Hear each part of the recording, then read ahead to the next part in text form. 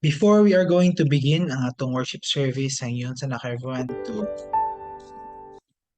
let's bow down our heads and let's pray together as we start atong worship service.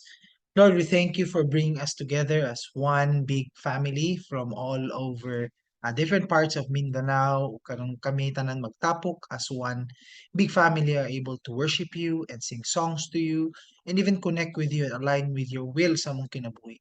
Though each one of us are going through different times right now, not only physically through the health and sickness that we're experiencing, but also um, through different journeys that we have in our career, in our families, in the status nila in lain mi, different parts of the homes and community, we still worship you as our one God who are journeying with us and guiding us. So karon as we are about to sing our songs, we ask that you be with us and allow us to enjoy your presence this morning. We thank you in Jesus' name. Amen. Okay, I'm requesting everyone to please stand up if are able, if yamo sa inyong mga balay, you can also turn on your cameras. Some of us are watching, so kanang it's good to be in one mind and heart as we worship the Lord together. So everybody, please stand up.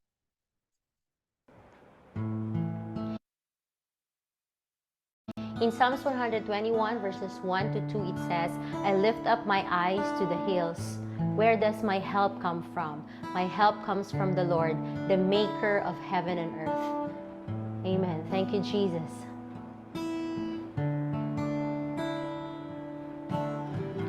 My foes are many, they rise against me, but I will hold my ground. Amen. I will not fear the war, I will not fear the storm. My help is on the way, my help is on the way. Oh my God, He will not delay, my refuge and strength always.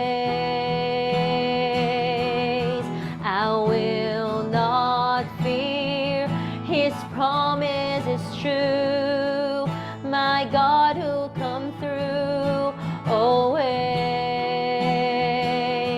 always. Thank you, Jesus. Troubles surround me, chaos abounding, my soul will rest in you. Thank you, Jesus. I will not fear the war, I will not fear the storm. My help is on the way, my help is on the way. Oh my God, He will not delay. Thank you, Lord, my refuge and strength always. Let's declare, I will not fear, His promise is true, my God will come through always, always. Once again, my foes are many. Thank you, Jesus. My foes are many, they rise against me, but I will hold my ground. We will not fear, Lord. I will not fear the war, amen.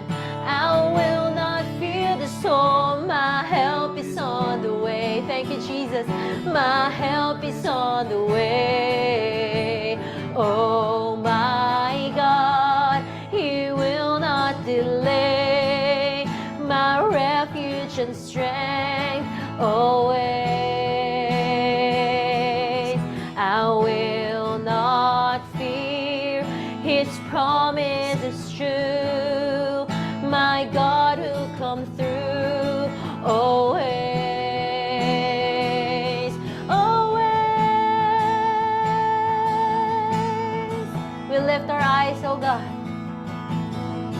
I lift my eyes up, my help comes from the Lord. Come on, let's sing.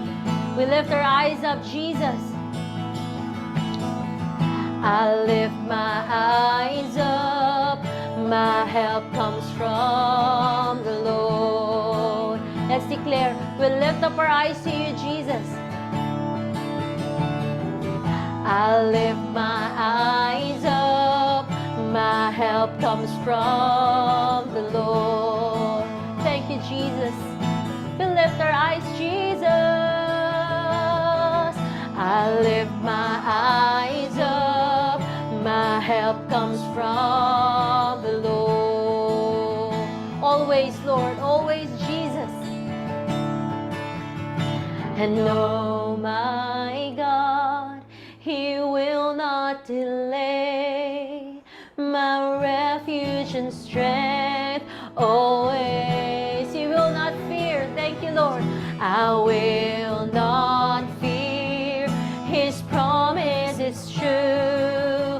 My God will come through always. Once again, oh my God, because oh my God, He will not delay, my refuge and strength always.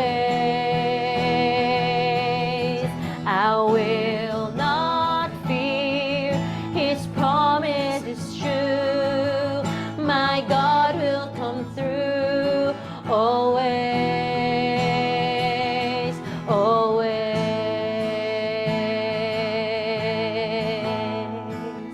Thank you, Jesus. Let's celebrate God's faithfulness that amidst different storms in our lives, we remain steadfast because He is faithful. Let's sing about His faithfulness. Because God of Abraham, you're the God of covenant and faithful promises. Time and time again, you have proven you'll do just what you said. Though the storms may come and the winds may blow, I'll remain steadfast and let my heart learn. When you speak a word, it will come to pass. Great is your faithfulness to me. Yes, great is your faithfulness to me. From the rising sun to the setting same, I will praise your name. Yes, great is your faithfulness to me. Amen. Once again, God of Abraham. Thank you, Jesus. Because God of Abraham, you're the God of covenant, faithful promises.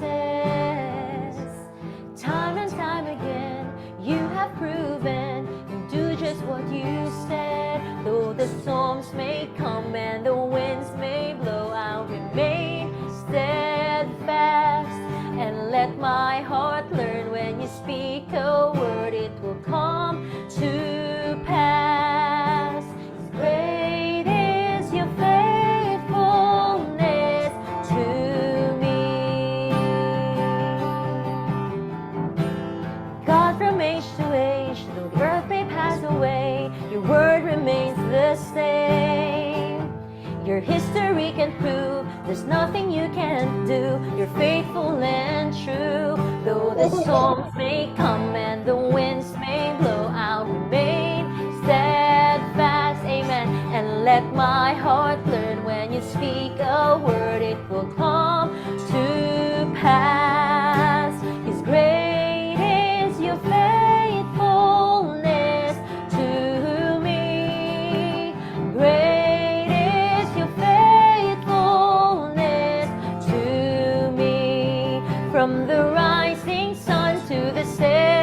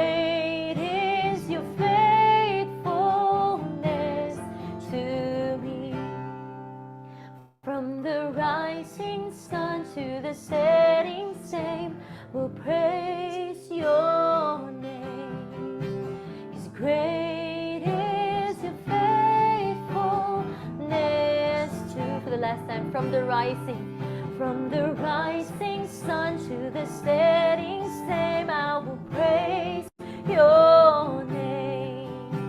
'Cause great is your faithfulness to me.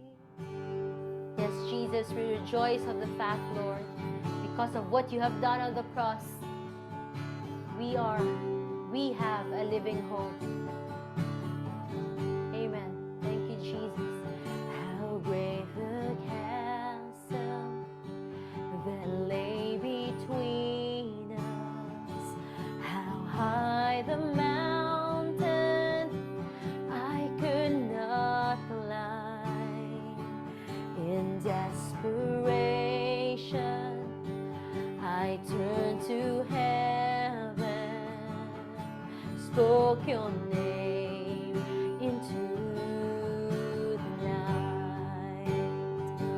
Then through the darkness, your loving kindness tore through the shadow of my soul. The work is finished. The work is finished. The end is written. Jesus Christ, my living hope. Who could imagine? Who could imagine? Amen.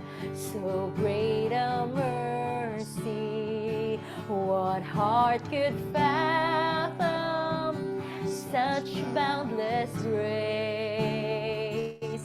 The God of ages, amen, stepped down from glory to wear my sin and bear my shame. Amen. The cross has spoken, I am forgiven. The King of Kings calls me his own. Beautiful, beautiful Savior, I'm yours forever. Jesus Christ, my living hope. Hallelujah, praise the one who set me free. Hallelujah, death has lost its grip on me. You have broken every chain. There's salvation in your name, Jesus Christ, my living hope. Once again, hallelujah, hallelujah, praise the one who set me free. Hallelujah, hallelujah, Lord. Thank you, Jesus.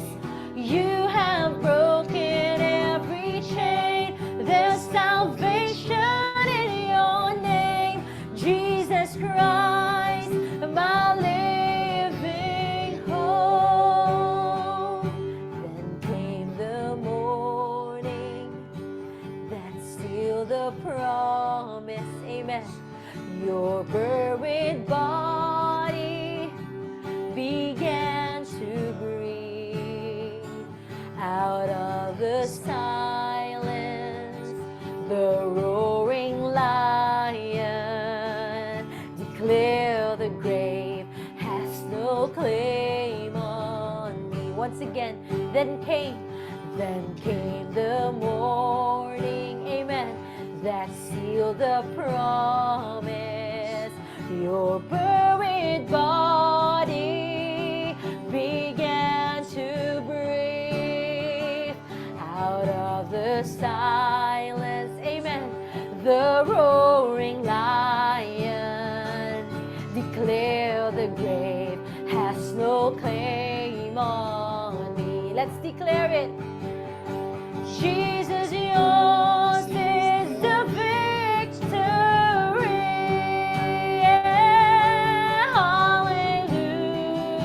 Hallelujah, praise the one who set me free. Hallelujah.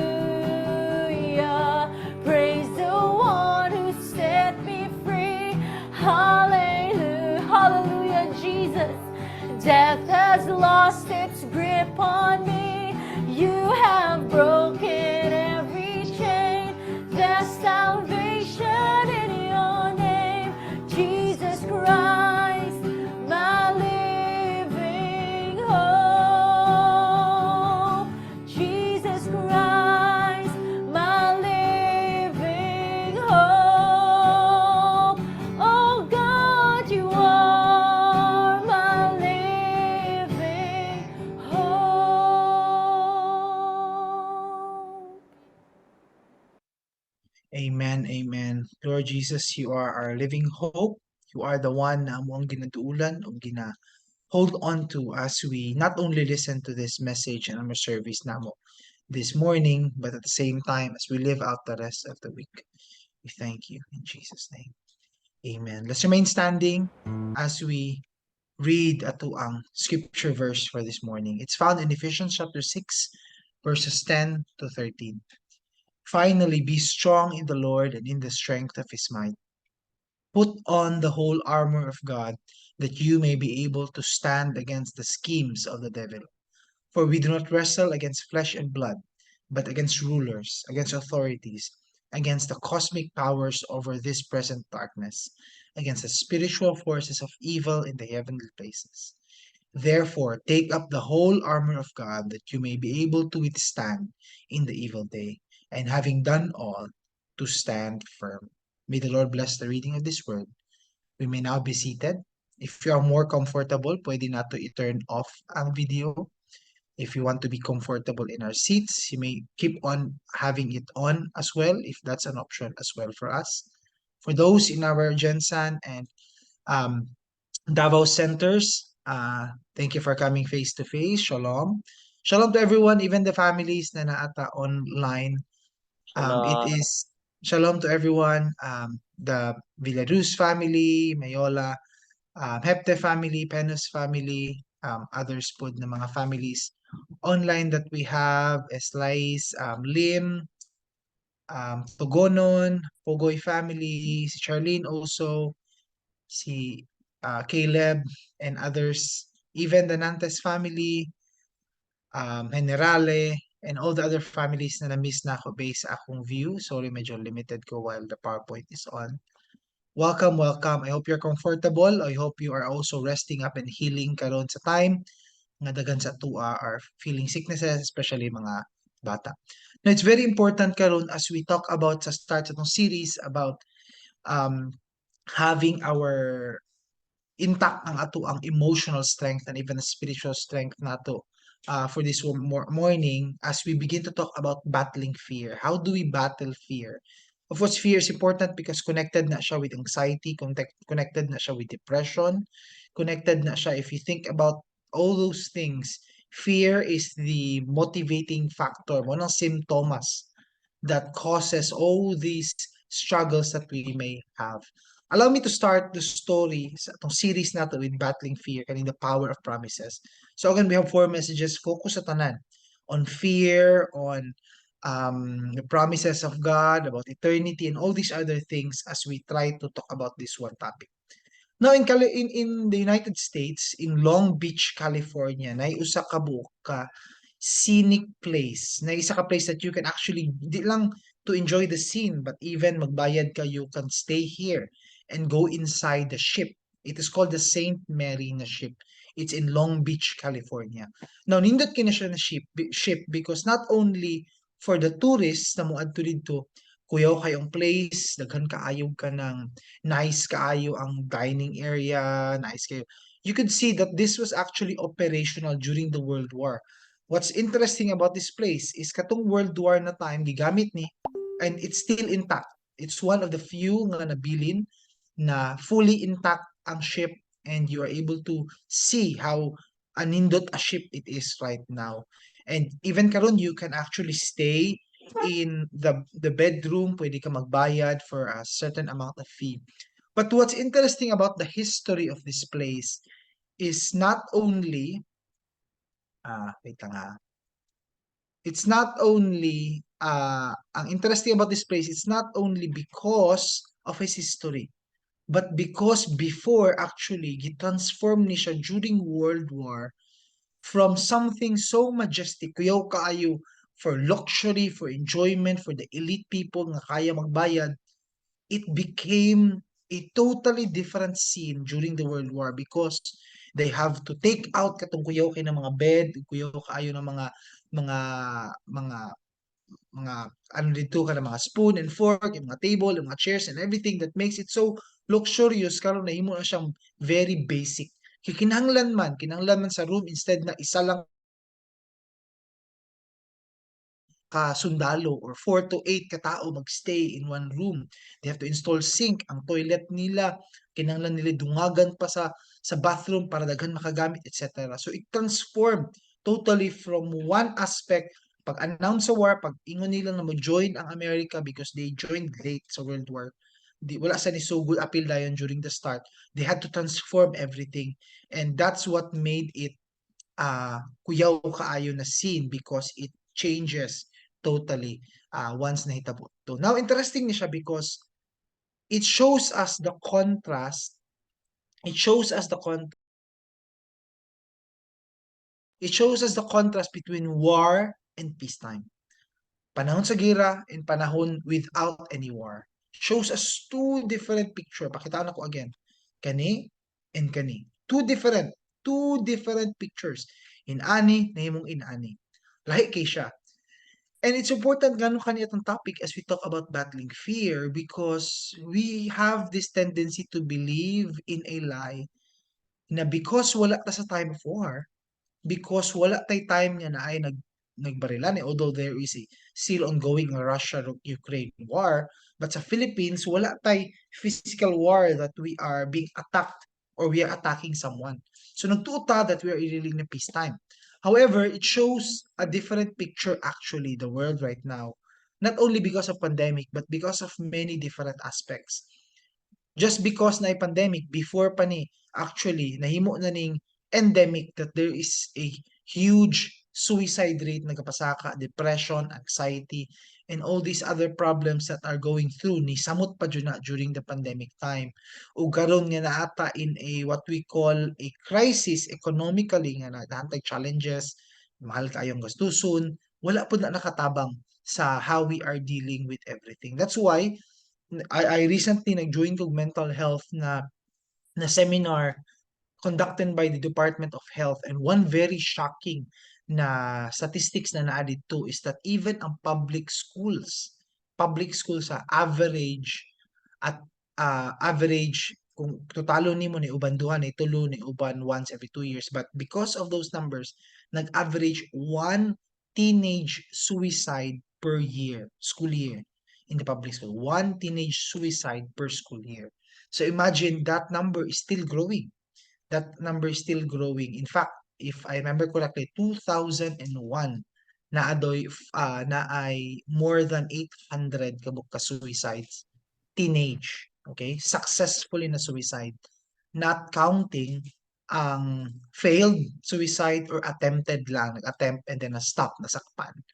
In fact, one of the sad news that we had learned is that just last week na ay usa ka book were joining us in the martial arts ministry. Though dili higher belt, but naka-join sa ato just last week dili sa Davao, she had committed suicide. And when we think about that, nagapanaog and panaog and panaog and panaog ang age and tendencies for suicides, there really is a mental war, a war going on. Di lang siya mental, but actually, since we believe in the Word of God, it's a spiritual war. And that is the most effective weapon of the enemy. Na patuuhon ta na walay gira. Okay lang, walay problem karon. Happy-happy lang, enjoy lang, katawa-tawa lang. And then suddenly, one time madunggan ni mo na is someone who had committed suicide or someone who had almost given up sa ilang kinabuhi. Wata kabalo. Because ang first point na to, if you remember, this verse, this ingog strong in the Lord and the strength of His might, He put on the whole armor. Why? Because the enemy is always scheming.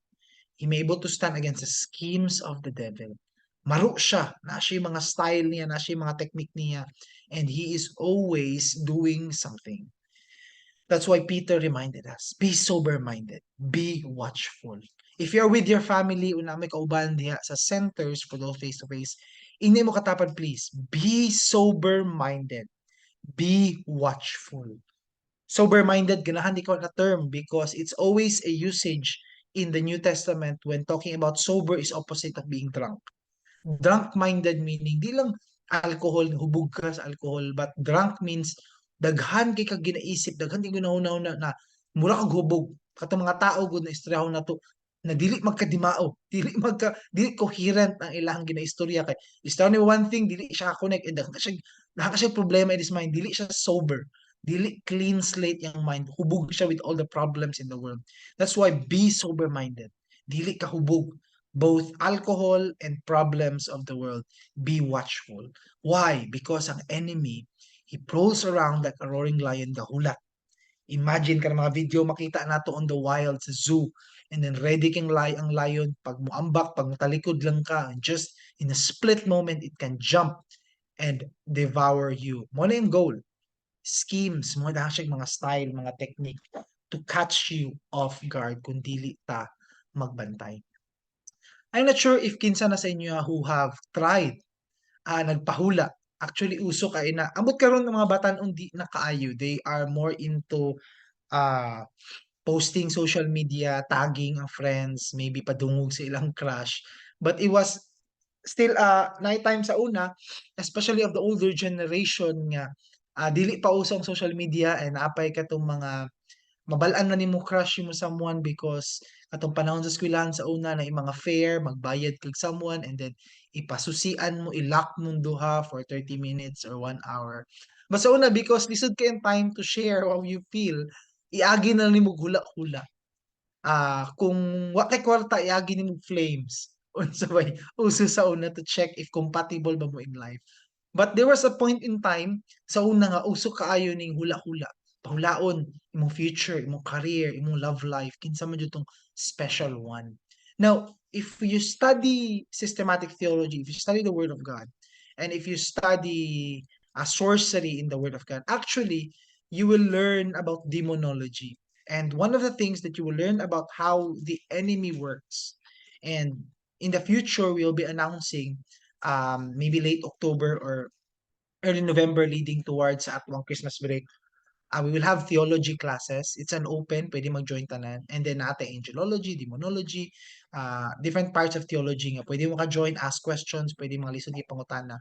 But just to give you a snippet, one of the things na matalk about sa demonology is actually how the enemy works. And isa sa mga trabaho niya, kaning hula actually is effective. Although this is not recommended at all. Nahimo ni siyang effective because the enemy, if you do not know this, he is scheming na siya mga plano. And because he knows his plans, kabalo siya that mao mong weaknesses. He has a profile asa ka pirmi matagak, asa ka pirmi ma-fall, asa ka pirmi murag susceptible ka for temptation. Pag kani-gani na situation, kani-gani na problem, dali na kayo ka mahugno or ma-affect spiritually. He knows na siya profile nimo. In short, kung magpahula ka, you are giving access sa katong message of what they are planning to you. So ikaw, mahulog ka sa trap nila. They will say, you will meet someone. Kaning tawhanan ni is tall, dark, and handsome. And whatever yung i-propose mo, whatever isulti niya sa imo, you will listen. Maminaw ka kay mo na siyang the one. And then so many times nahitabo ni you will meet that tall, dark, and handsome man.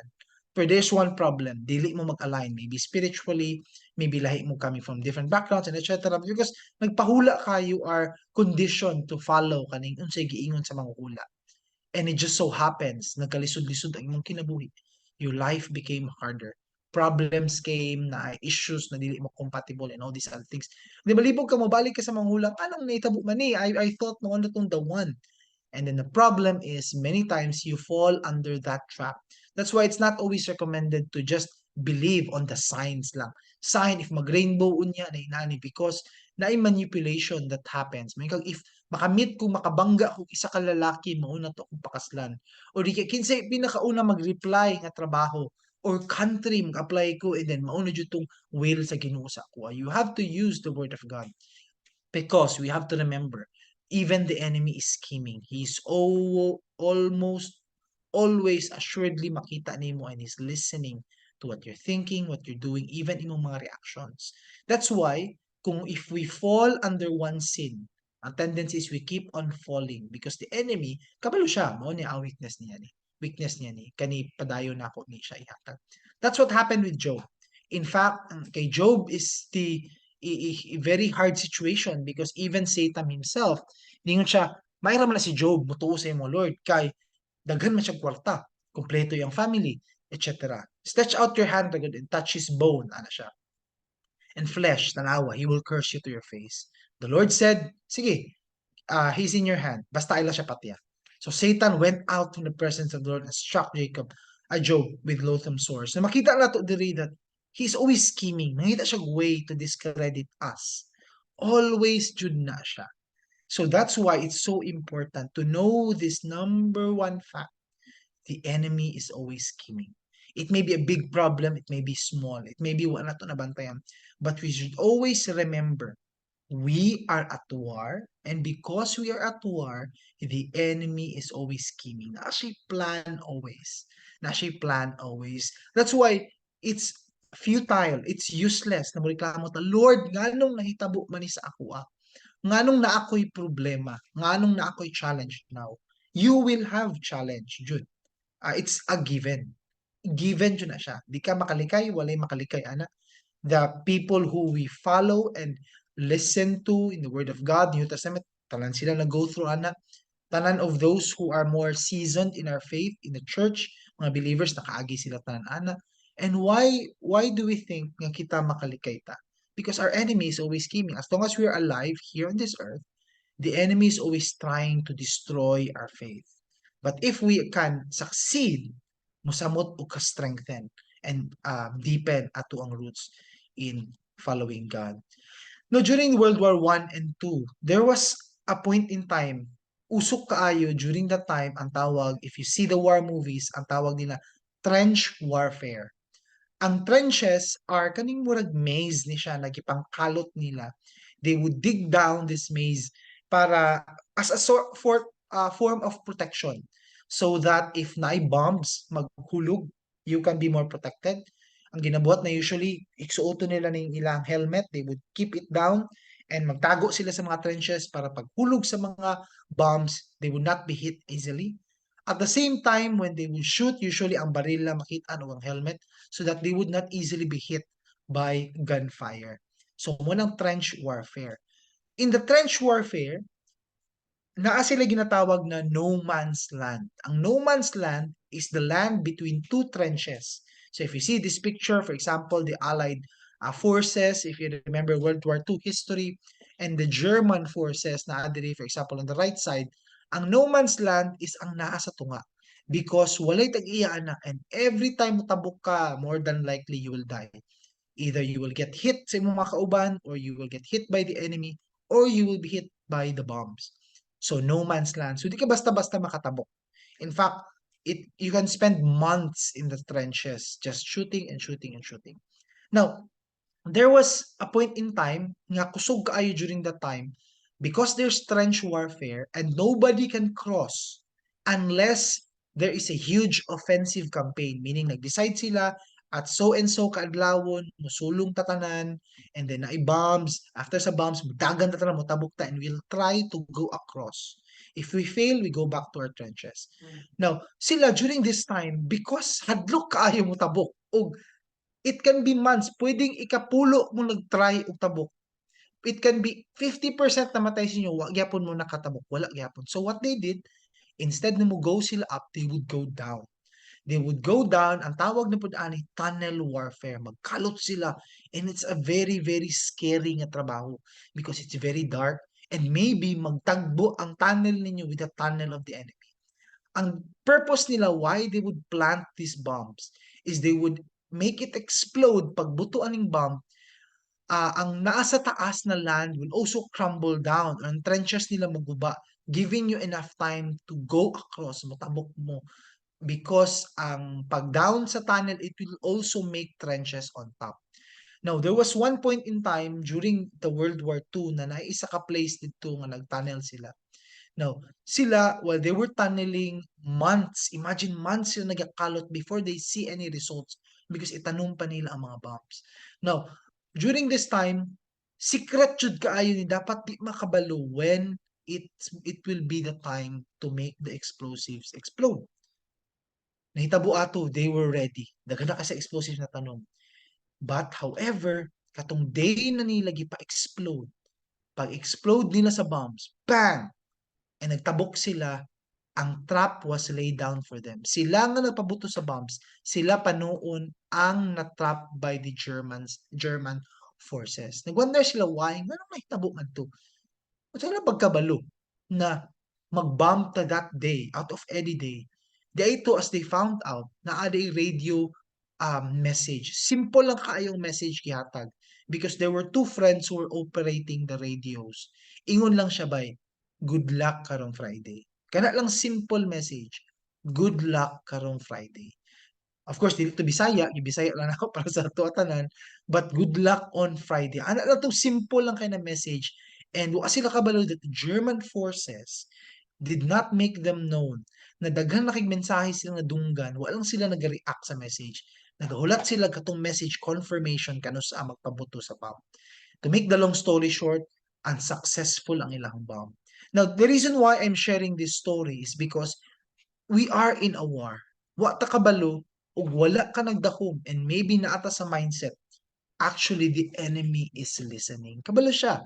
Kabalo siya. Matingala na lang ka out of a sudden day, niabot ang point in time, niabot ang problema on a day na weak kayo ka, nga na mo issue sa family, nga na ay problema diri, na ay problema dito. It's just at the perfect time. Perfect time. Ang kay Job, it was in the perfect time.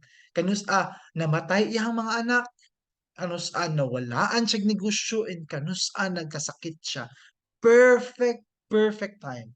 You think that's coincidence? Tsamba lang ba siya? Nagkamalas-malas lang ba jud ka? It's a strategic move by the enemy. He made sure atakiyon ti kaandot date, musulong ni mga forces, buthuning bomba, na i-trap naka-lay down at that specific date. Ang katawan na ni, as believers, it's the funny thing is that dili mo na shock ta pata nga naa ni. Ang shock ta mo, oh, ma-shock ta ka na, nahitabo ni sa ako, you should be in a position na kasabot na dapat kabalot it will beta. Mao na it's foolish kita ang luoy if we believe we are not in war. We are at war. That's why mo ganito, we must be able to stand against the schemes of the enemy. If you go to NASA, sa mga gusto mag-astronauts diri, kasi gusto mag-astronaut diri taas nga kamot, lisod kaayo, it is very small percentage. Now, pag moadto ka sa space station, one of the interesting things na added to is that na ay gym, space gym. Ang reason why na space gym, dili tungod ganahan na sa exercise. But if ang muscle di ay suspended into space na walay gravity sa imong bones, if walay gravity ibutang, pressure ibutang in your muscles, na ay ginatawag na muscle atrophy. Meaning, wala nimo ginagamit, so therefore, mawalaan kag muscle and bone density over time. That's why even if they're in space, since walay gravity, maglutaw sila, tanan bodies nila area na part of their bodies, the muscle, the hand, the shoulder, the biceps, the triceps, tanan, ang tiil, ang hips, they must move it around na yung mga dynamic exercises. Because if not, pag uli nila on earth, grabe na ni sila kagamay. That's what happened with the first batch na gipadala dito tung wala pa nila ginabuhat ni na routine. Wala pa exercises. When they came back, some of them lost 20% of their weight. Masking okay ilang kaon. Why? Because ang bone mass na ni gamay, ang muscle na nga wala because they were not using their muscles in space. In the same way, it's what happens to us. If we believe we are not in war, di po nimo gamiton imong faith muscles. Di po nimo gamiton imong brain, imong heart to learn about the word of God, to be prepared, to simulate that situation. One of the things nangutana ang I have a friend nangutana sa Kogyo, unsa dulog nako pag one of the things na pinaka-importante daw na routine in my whole part sa akong fitness, sa akong pag-workout, sa akong pag-ano, etc. Ang ako ang gi-share sa ilaha because there was many times nga na problema ni abot in the family, problema in the business, problema in the ministry, tanan nagsagol-sagol tanan. And what I think is the most important thing is that out of all the exercises, gawa sa mga devotion and mga memorizing the word of God, etc. But physically, is ang pag-sprint, I think. Because pag musaka ang imuhang heart rate, you can simulate situations na pag maabot ang problema, taas po kay mo heart rate. Anang term lang mosaka mo anang masakit imong tangkugo, mo ang heart tingala ka resting rate nimo taas kay mo heartbeat etc. If you can simulate experiences, if kaya na to manipulate na physically, how much more how important it is emotionally. I'm not saying magdungag-dungag ka problema para prepared ka for the big problem, but simulate yourself. Be strong in the Lord palang daan, in the strength of His might. Wala siya niingon diri in the verse na be strong when the problem comes. Or wala niingon diri na be strong if the tide rises. Or di kaya be strong if the enemy is about to perform the scheme. No, what's saying is be strong in the Lord plandan and then put on the whole armor of God. Suuta daan. Always wear it because wala ka baluwen. And I like the verse here when we say in the Lord. Kani mga certain phrases that the Bible gives us. The more we learn and study the Word of God, the more na to manotice ni mga finally, thus, therefore, kani mga connecting, conclusion, and kani mga gidungag diri di lang be strong, but be strong in the Lord, in the strength of His might. Why?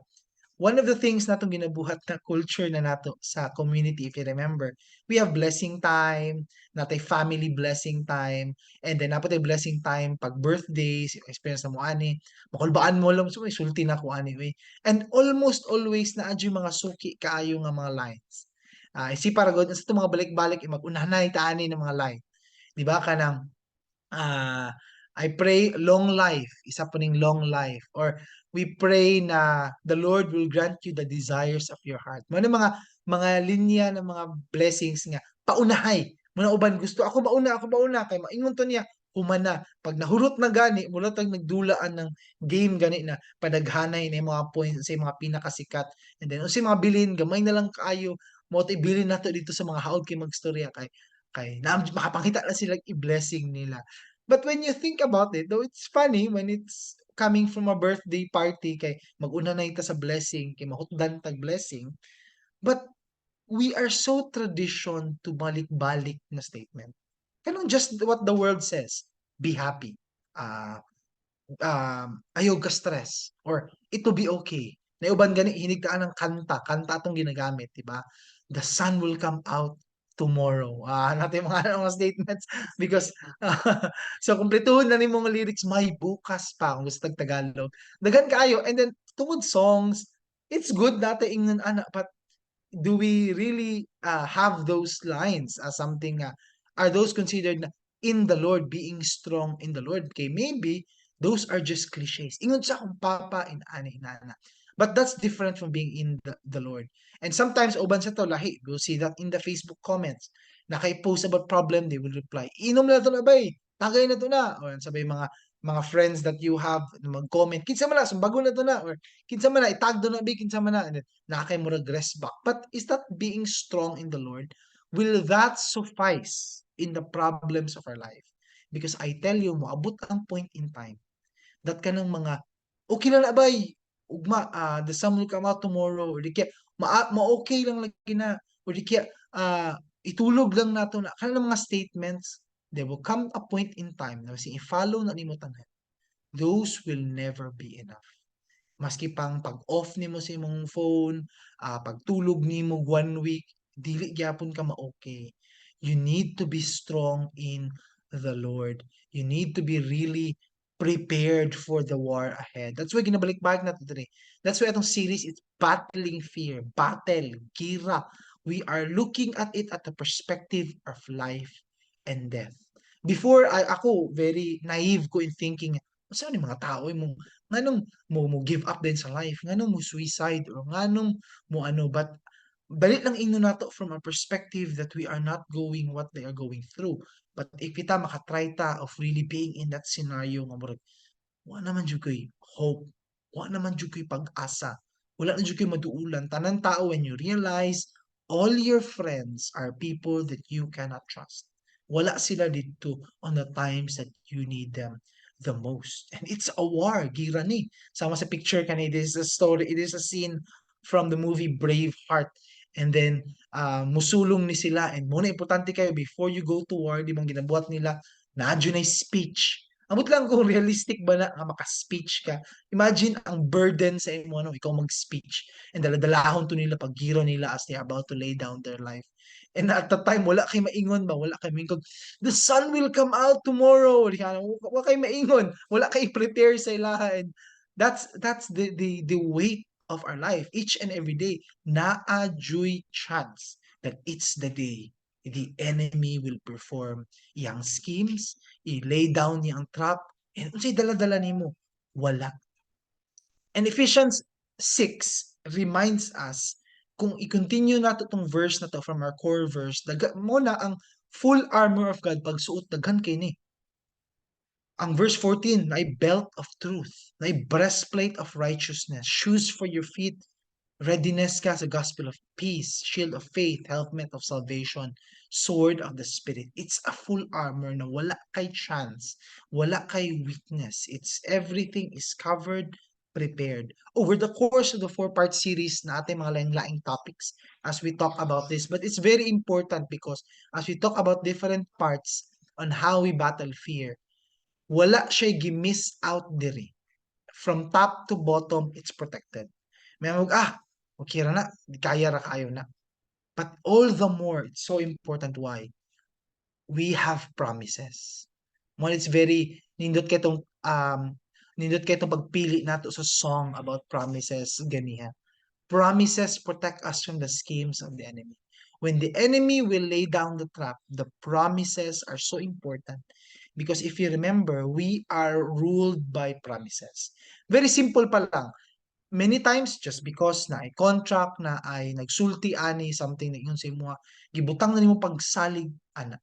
Marriage contract, the day for those who are married, tanawa ba inyo, tanawa do mga partners ninyo, yung mga asawa, if you are with your partners in life, kabalo pa mo si kontrata inyong gisaynan, unsay naka-stipulate didto. I remember pa malato till death do us part. Mo naman mo ka na ang death sentence atong na-memorize ba till death do us part. Murag so nalipay ba ka or kaya ka nang murag imong gina-remind yung sarili mo kawa diri nato day mamatay sa amo. But when you think about it, do you still remember unsa inyong gisaynan? Do you still remember the ninongs and the ninangs kinsay mga naa dito unsa tong mga vow nato because it's part of the contract. Now, because na a contract, we tend to think na protected na kayo because I have a contract. But in all honesty, that promise can still be broken. If kanang musakay ka og for example usa ka jeepney mag-ingon turil diha, that's a contract na moabot jud na siya og turil kung sakay ka na. That's why makatawa ka pag musakay ka jeep niya, shortcut gani ng jeep, liko gani lain, magtinan-away di mo tanan sa mga nagsakay, uban ka tugod makamata mo, tapadung ani, ana maingon ang jeepney driver na, oy kada lang kana mag-shortcut lang ta. O di kaya likay lang tag traffic mo ana kay makulbaan man mo ala. Akong contract diri pag sakay nako moabot ni og Turil or moabot ni Uhaw or Fatima if you're in Jensan or wherever na place na nasa contract with. However, magduwa po ka kung ang imuhang driver pud siguro kada hunong sasakyanan nagbitbit pa siya sigarilyo makatulog siya. I experience that na driver na magluuya ni tawanan ni mo pag mutanaw ka sa rear view mirror kada break time or traffic murag mo piyong ba niyang mata ikaw kulbaan ka ba murag kada lang makaabot pa ta diri will we arrive at the contracted nato nga destination. We are ruled with, that's a promise, maabot yun mong turil. So it's also important kinsa ang nag-promise, kinsa ang nag-ingon atong promise. So that's why we must learn the promises of God because ang promises nato are a way to fight off ang superior promise by God fights us off the inferior promise of the enemy. If you remember, when Jesus was on his ministry, pagsugod pa lang niya, after he fasted, the enemy made promises. Satan made promises. Gutom ka, I will give this bread, kining stones, may mo bread, and if you bow down to me, ihatag ko ni tanan kalibutan sa mo, etc., etc. He made promises. But what made God, Jesus, withstand the temptation is that mubalo siya balik with a superior promise. Di siya musalig sa promise by the enemy. That's an inferior promise. But he would rely on a superior promises Because musalig siya, katong driver na niingon ani. Katong tao nga niingon ani masaligan jud. 100%. Dili sa ama aning lalaki. But okay lang ni kuya, di ni siya actual picture. Ikuha lang ko sa Google, so pasayloan na lang ko if kailan mo aning driver natong gi-highlight na ng picture. But ikaw, kung musakay ka aning taxi ani, di ka musalig aning tawhana. So kanang question sa to, what promises are you holding? Who has said these promises? If naga-go through ka karon on a trial or dako kaayo nga problema in life, unsa ginagunita nimo? Or you're thinking nga murag wala kay problema sir. Sana all ba no walay problema. But moabot again ang problema. Unsay bitbito nimo by that time when that time comes. Dili if that time comes. When, because moabot jud to, it's a matter of kanus alang. Unsay promises imong gigunitan? If you go through a family crisis, dads, fathers, and adere, if you go through a family crisis, and many times if you fall, the family falls. What is the puste? Unsay post scripture? Puste foundation nato nga scripture that our family will not be shaken because we hold on to this promise. Kaning promise coming from someone who will never fail us. Unsa man. If wala tay dala-dala, mura kag moadto gira nga walay bala. Even ang pusil na bili nimo. Moadto ka didto, wala kay bala, wala kay everything. Wala kay weapon in that warfare. Because if I tell you, look around. Look around you, especially if you're in the house, tanawa sa gawas if namoy bintana. Outside is a battlefield. The moment you go out, the moment you wake up for the day, sugod na pud ang kombate. You must hold an ammo. You must hold a weapon. Kasi ang full armor of God is not only defensive, but there's a sword of the Spirit as well. Promises are found in many different areas. Daily devotionals, Christian songs, memorized verses, biographies. Pantikin nila, lumkay ni. When you learn about a life, a Christian life that has gone through, dako kay na siya nga tabang sa imo because you will probably go through the same na maagihan niya. Gospel movies, Christian literature, especially topical based, talking about holiness, talking about um, books nga nag-istorya about family life, or di kaya a Christian businessman na life, and quotes from believers, quotes na dala-dala ko nimo, a promise na naagihan nila and that you will also go through. Now, I'm giving you some time to show ni picture. You can take a picture here. You can make it a checklist. Pwede nimo tan-awon ni sa mga part I can incorporate. Maraming mga promises dala-dala. Because I tell you, maski unsa kanindot pa na Netflix show, nga wala pa nimo natanaw, it will never be enough to allow you to go through the battles in life. You can. Pwede kaayo. Actually, pwede kaayo ka ma-distract. But you will never be strengthened when the time comes. Kabalo mo ana, pag maabot ng problema nga, it seems walay joke can be funnier than the problem. Walay show can be more entertaining the problem. Walay lasa tanan. Walay kay makit-an that can distract you. Mabot sa point nga, dito lang jud kutob. Mas yung si tanaw nimo, si buhaton nimo, si kauban nimo. Masking komedyan pa na imong kauban, di gyapon ka katawa, di gyapon ka malingaw because you are going through something that even your soul, your heart, lahi ang gipangita. The superior promises, the power of the promises said by the very God that we serve.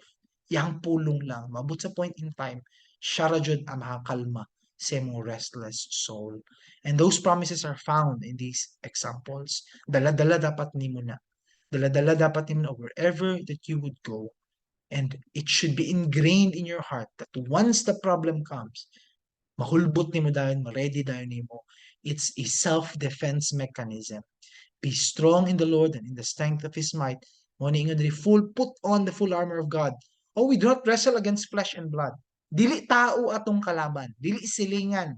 Dili kauban nato in the community or matag nato sa Facebook atong kalaban. Dili. It's against rulers, authorities, cosmic powers, present darkness, spiritual forces of evil in the heavenly places. In ana kakuya atong kalaban. Di nato makitaan. But it's there. sama sa akong gisulti ganiha when we say this 300 na movie makita no 300 kalaban nila kay tens of thousands di na madalag muscle lang di madala nag will lang you will fail kung magsiyag salig sa imong sarili kani ending nimo ang ending sa movie to namatay siya kay puno siya arrows pag attack sa iya ha kay giagi rin niya puso Pilipino anad kita na puso pagabot sa basketball team na to puso lang kaya na puso pagabot sa problema puso pagabot sa love life puso gihapon nabitaw natay term na bahala ng saging basta labing pero wala ato ginuna sa atong mind sa atong spiritual life sa atong pag-prepare for pirmi puso but our puso will also fail and therefore the apostle Paul closes atong core scripture diri take up the whole armor of God that you may be able to withstand in the evil day. Moabot na. Having done all to stand firm. There's a Chinese proverb. It is better to be a warrior in the garden than a gardener in war. This is a time of war. But as if we are living lives na mulatag mga gardeners lang tanan. Relax kayo ta. Tanong-tanong lang ta. This is not a knock against mga hilig magtanong. I'm just saying that in a time of war, kung na mga bomba nga tagak sa gawas, na mga sundalo nga agi nagpusilanay, mag-garden-garden lang kaniya, I fear for your life. It's better na naa ka sa garden, tinuod, but you're a warrior. You are being shaped. Shaped ka na at prepare ka, fit ka, na imong six-pack abs sa pagpunit nimo sa imong tanom. Klaro kayo, lakra kayo imuhang faith, six-pack abs by faith. Di ta lang blessed. Nindot kayo itong mga lawas, but by faith na kay six-pack abs. Pag bit-bit ni mo sa imong tanom, klaro kayo imong spiritual biceps. Klaro kaayo ang imuhang spiritual explosiveness sa imong body because you are preparing it. Masing naa ka sa garden. So be a warrior in the garden. Last point that we have, being victorious in battling fear. As we set ato ang series, since the condition na ta that there is a war, it's an everyday endeavor which requires the full armor of God. Some of you are very fit. Kasi mga fit diri physically. Taas to kamot be. Para makita nato be sin natin mga tips makuha sa ato mga fit na kauban sa community baka na mga macho diha yung mga six pack. Na uban nagtaas og kamot. Nakita nagtaas og tiil. So kasi mga fit diha kayo. Naiuban siya fit kayo nga naamoy goal. Push-ups ko 50 per day. Or curl-ups ko 50 per day. Nindot na. Actually, Apostle Paul tells us that there is a benefit in physical discipline. But there's more benefit in spiritual discipline. Every day, unsa man imong spiritual push-ups. Unsa imong spiritual curl-ups per day. Unsa imong spiritual sprinting per day. Prepared because everyday endeavor na. Who can say wala man tay appointment with the devil? Wala ni ingon si Satan nga, okay, na-book na nako, Joseph, gi-book na ti ka ha, magkumbate ta next week, Friday, 3 p.m. Di mabot yung problema, be prepared. Dili siya anak ka-gracious. Timingon niya, kanus ka unsuspecting. So it's every day, i-ready na daan na. Jesus modeled for us a prayer. Let's read together. Our Father, who art in heaven, hallowed be thy name, thy kingdom come, thy will be done on earth as it is in heaven. Give us this day our daily bread. Okay, we can stop diha, tapit. Our daily bread. So apil na diha, daily bread, di lang physically, spiritually, emotionally, for the day, we need that. So in summary, Moni, we are at war. Ingnan kauban mo, please. Please, kung nakatulog man siya or naghihingalo na siya karon while he is seated there or she seated there. If na anything yung ma-remember, kuita siya, ingna siya. We are at war. Natay gira karon, ingna siya. So uta na, full armor of God. Promises, number 2, promises found in God's word are what we use to claim tactical wins, superior promises. So again, dahan to ganiya. I hope you took the picture sa mga examples ato na makuha na.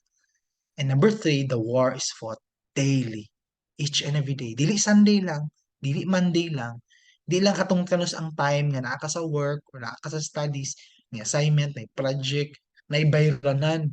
Monthly bills, dili, it's in every day. Every single day. Walay, as we know, because nagapanawag ang age of problems spiritually, emotionally, walay exempted. Your family can be have of age of 6, 7, it doesn't matter. Siya po nag-go through this war. So as we battle fear, let's remember, there is power in promises. Gamitin na itong promises in God to settle our minds and our hearts for battle. We are at war. Let's bow down our heads. Let's pray together. Lord Jesus, ubanimi, we are going through each and every one of us. Kamitan walay exempted. If for some reason, hayahay me the past few months, several weeks, we are not going through something, wala mi nakipagkumbate. It's not a matter of if moabot mi na point, but it's a matter of when moabot yun na siya. We will battle. We will be at war. We will be in the trenches. Na yung mga bala maglusot-lusot. Na yung mga bomba nga mo tagak. And it matters most unsay amo among dala in war. It even matters kinsa among kauban in the trenches. If these are people who have the same mindset as us, na mukling mi sa imo, mugkunit mo duol mi sa imo on the times that we need you. In our families, Lord, it may be we are distracted. Wala mi naga-shape up spiritually. Wala mi naga-prepare for these times. We are distracted by the things of this world and what this world has to offer. Lord, allow us to become soldiers in the garden, not gardeners in war. We ask you in Jesus' name. Amen. In your seats right now, while you're listening, I invite you. Let's declare this song as truth this morning.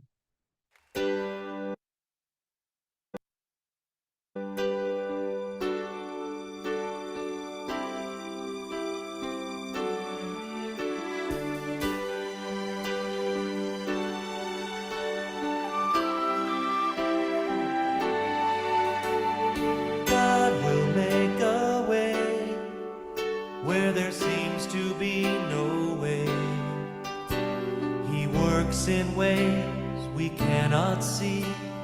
He will make a way for me. He will be my guide, hold me closely to his side. With love and strength for each new day, he will make a way. He will make a way. Oh, God will make a way where there seems to be no way. He works in ways we cannot see. He will make a way for me. He will be my guide, hold me closely to his side. With love and strength for each new day, he will make a way. He will make a way. By a roadway in the wilderness, he'll lead me. Rivers in the desert will I see. Heaven and earth will fade, but his word will still remain. And he will do something new today. Oh, God will make a way where there seems to be no way. He works in ways we cannot see. He will make a way for me. He will be my guide, hold me closely to his side. With love and strength for each new day, he will make a way. He will make a way. By a roadway in the wilderness, you lead me. Rivers in the desert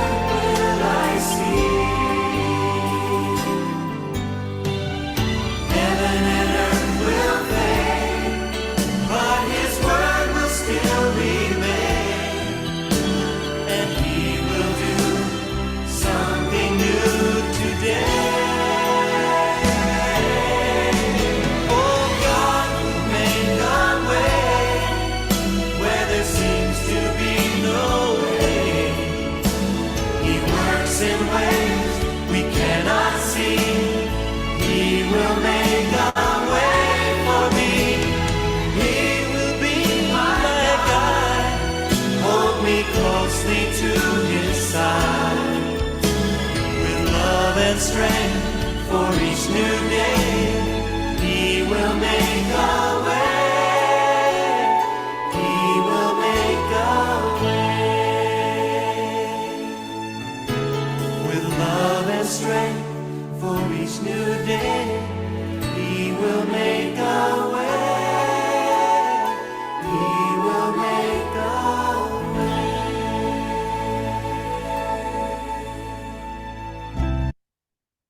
Amen and amen. God will make a way.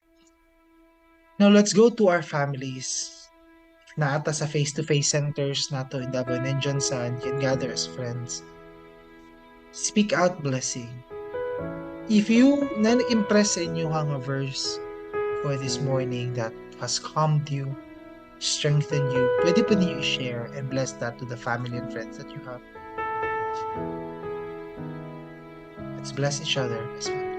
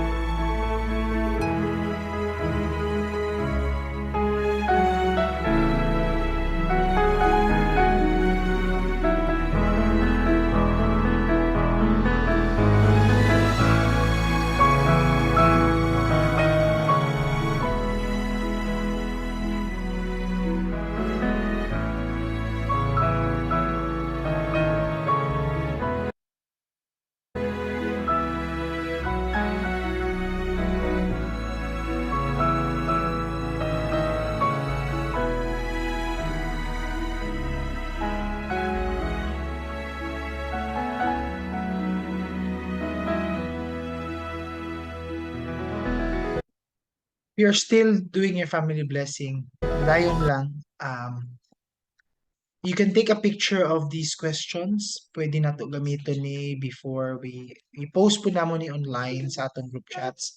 If you want to continue ang discussion ninyo sa balay, or as friends, if na may gustong follow up talking about that message, pwede nyo gamitin na questions. As a family, para mas ma-open up ta, talking about spiritual things and even encouraging one another. So you post ka ni mga questions nato so that we could all have this time to strengthen labi na atong family lunch nato. Okay, before ta mag-proceed with our ending prayer, ang yusan ako tanan to please turn on your cameras.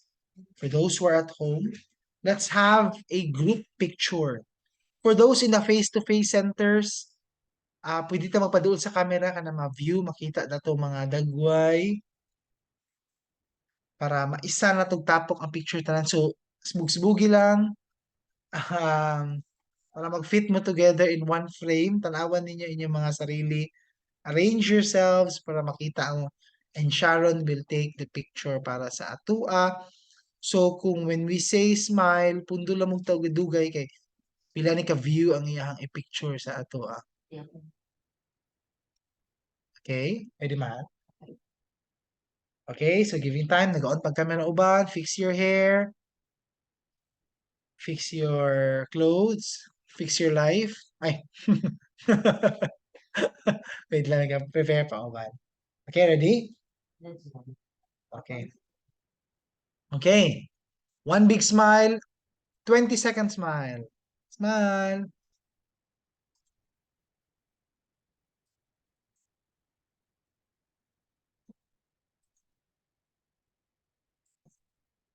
Diba? Okay, smile lang yapon.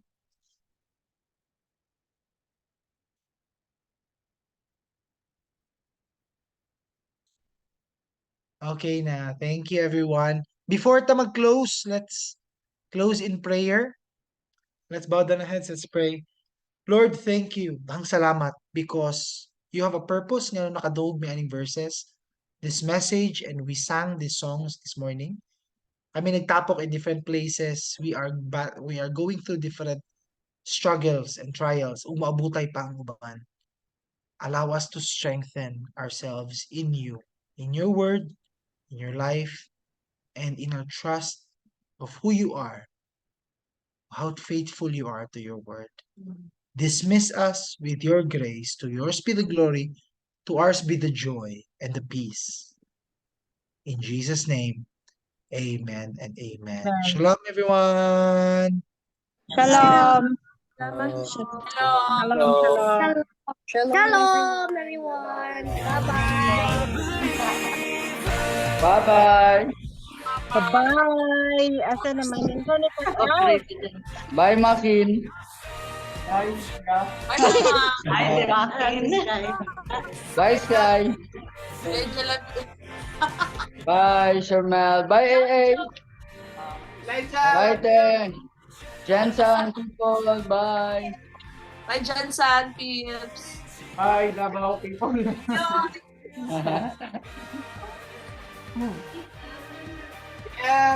AA. Bye-bye, Shermel.